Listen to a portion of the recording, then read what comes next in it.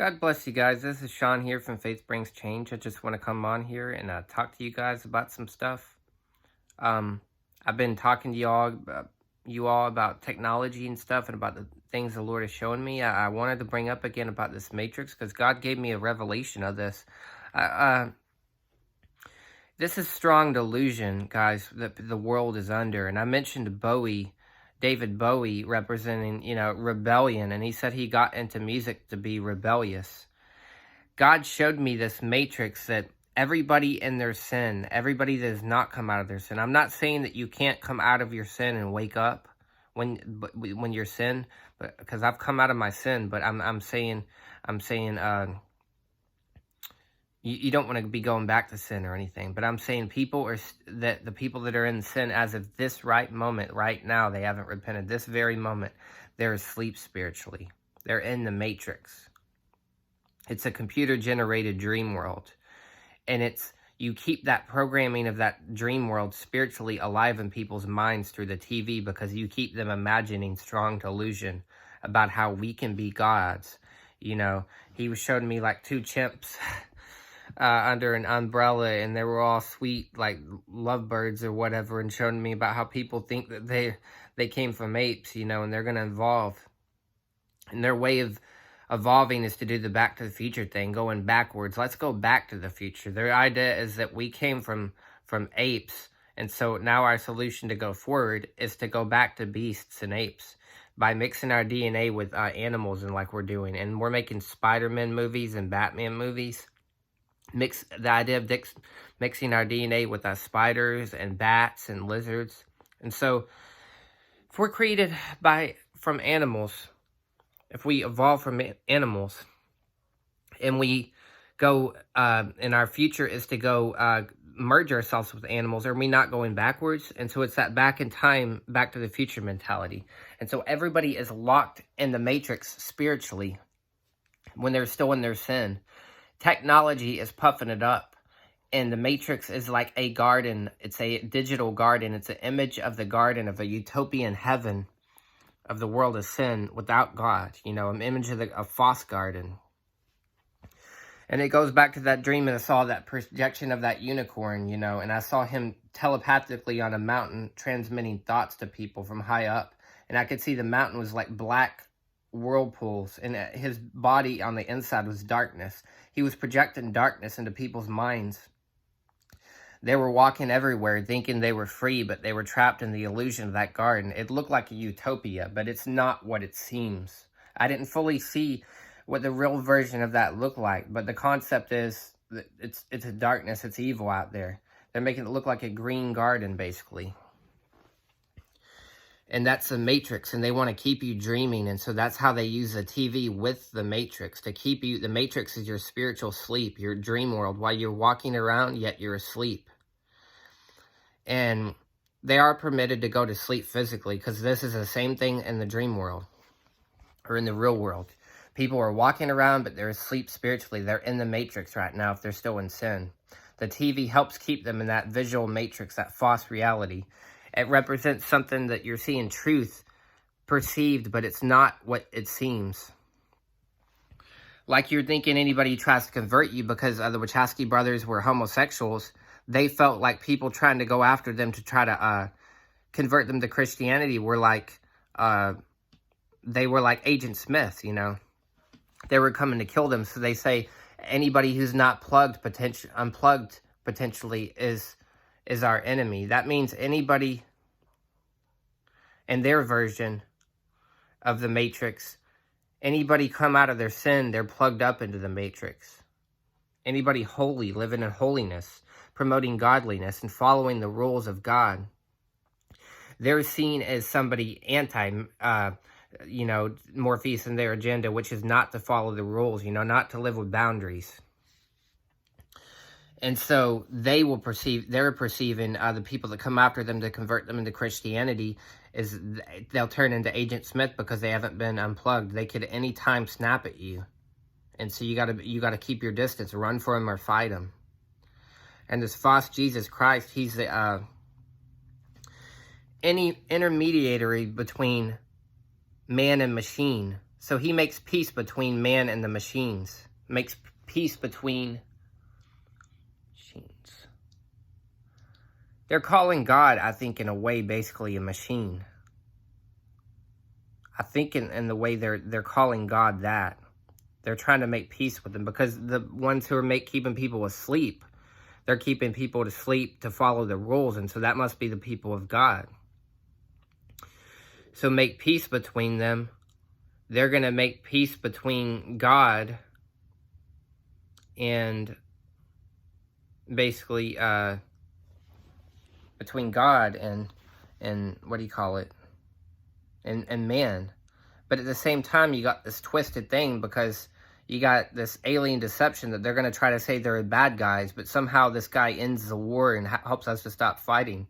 So maybe this guy, this Antichrist, claiming to be God, he's going to make peace with these false aliens, and maybe they're saying they're going to portray themselves as working with God, or what they perceive as the real God, and like he stopped them because he's God, basically. He stopped them, and that God is like the devil, basically, but he subdued his power.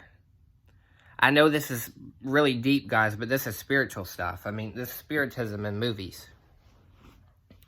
They've mixed a cult and New Age religion, and Yeshua's just explaining to me just bit by bit what everything means. I know now why I saw the Silver Surfer and the Lord waking up that body after Neo shot it. Because that Silver Surfer thing, when Neo thought he was waking up, all that silver went over his body. I didn't even know that until I just watched it today, and I was shocked. It's like this. Picture in the movie, if you ever seen The Matrix, Neo gets on the phone, he's asleep on his computer, and he sees, "Wake up, Neo."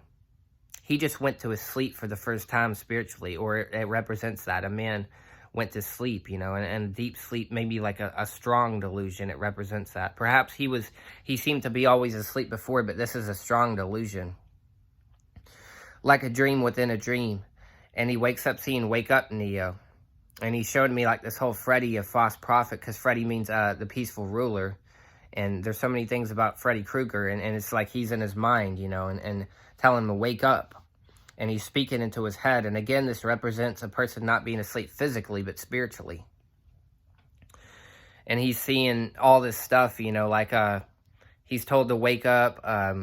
He's follow the white rabbit. He does this. It's almost like a elaborate dream. They're leading them spiritually. The character of Alice, he showed me, it represents the spirit of the world. Each member of the person each person that is in sin. And I can explain there's a good Alice also, because Alice is named after Elisha, which means God is salvation, so it's a false salvation. Each member of the spirit of the world, the spirit of every person basically still in their sin. They represent a piece of that spiritual body of Alice, not the physical body, spiritual. I'm talking about the spirit of the people. They each like a member, And over the flesh over them is their physical bodies. And each person in sin represents a piece of this character called Evie, he's shown me, which represents the mother of all living for vengeance. I know this is deep, but God has given me this parable to try to teach people about deeply how to get out of sin. Evie, and V for Vendetta, she's like Eve, the first woman. She represents the physical body of the world in sin. Each physical person, I'm talking about this part, each physical person still in their sin, they're like a piece of her. They all go together to make Evie. She's called Evie. She has a V put on her name for vengeance, a vengeful woman. She's against the Lord. It's not the Eve that we're talking about that God redeemed. And God redeemed represents his people, because they're part of that body, because Eve means mother of all living. It's one of the names of the body of Christ. My mother was named Eva also. She kind of represented that. My sister, she was named Alicia. He's given me these things according to how he created me, because he told me he wants to tell a story. That's why he had my mom, he said, be named Eva, and me, Sean, which means God is gracious, and my sister named Alicia, which means God is salvation, basically. Because he wanted to give representation of this. And so this Eve this Alice, this dark Alice, I should say, She represents all the members of the spirit, all the spirits of the people of the world who are in sin, all the pieces that make up this. And their spirit is leading them to follow this white rabbit. The white rabbit represents the spirit of Antichrist they're following. And they're going down that hole, down to that tree, that dark, evil knowledge. You know, that tree of the knowledge of good and evil. The red pill they're taking is like the fruit they're eating of the knowledge of good and evil. You can eat the knowledge of good and evil in many ways, you know. You can read about sin. And I'm not saying because we are in a way we are being fed that by God, but not the way the devil is. God will teach us about the knowledge of sin we're already eating and to tell us not to. But this I'm talking about is teaching them to sin. And they're swallowing the red pill. And it's keeping them, that red pill that they're continually swallowing, you know, all the time and through their pursuits and everything, is keeping them asleep. And whenever they see Agent Smith coming at them, as a word, they see somebody trying to convert him to Christianity, they'll kill him. And I know people kill each other when they've killed each other when they try to convert him, but what it mainly means is spiritually, they attack somebody, and that's like them killing spiritually with a word, you know, like, you can kill people with your words. And so that keeps them asleep because they always perceive the person trying to convert them to Christianity as their enemy. They always perceive them as that. But if they would repent and they would hearken to those people, they would wake up. They would wake them up from that slumber. The strong delusion would fall off their eyes. They'd realize their real perception of real life. They've been living in the matrix, and Satan twisted it. He turned it upside down. But what I'm going to show is the spirit of Alice he's showing me, which is for the world. It deceived this guy, Neo. He's kind of an example of a guy who was really a computer hacker. Let's just say he was a computer hacker. But the devil manipulated his mind spiritually, got into him, made him think he's special. And I heard, Evie had deceived him, which was for his own wisdom, telling him, you're special. And Morpheus also, for a false prophet working with him, you are special, you know. And he's like, I am special. You are this. I am this. You will change the world. I will change the world. And he's deceiving them. And so it's deep spiritual stuff, guys. It's overwhelming to me, but I'm still trying to understand and untangle all of it. God is showing me stuff. But basically, Neo's going to get mad at some point.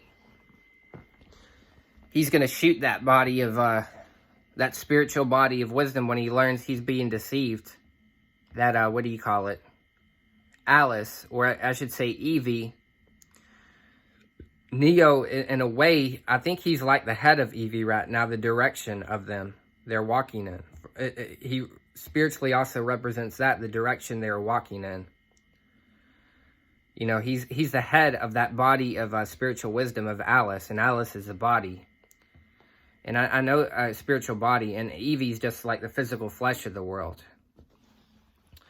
And somehow their own head is going to turn against them. Their own mind is going to turn against them. And it's like they're crucifying themselves because they do that. Their own thoughts, when they sin, their own thoughts of evil, it just destroys their body. And it's like them crucifying it. And so he's going to be shooting that body, you know, angry that he's deceived. You know, they're going to turn against each other. They're going to start fighting each other. The mind of this people, they're going to go and attack each other. They're going to attack their bodies, you know, their physical flesh. They're going to attack each other. And there will be physical death of those members, people killing each other.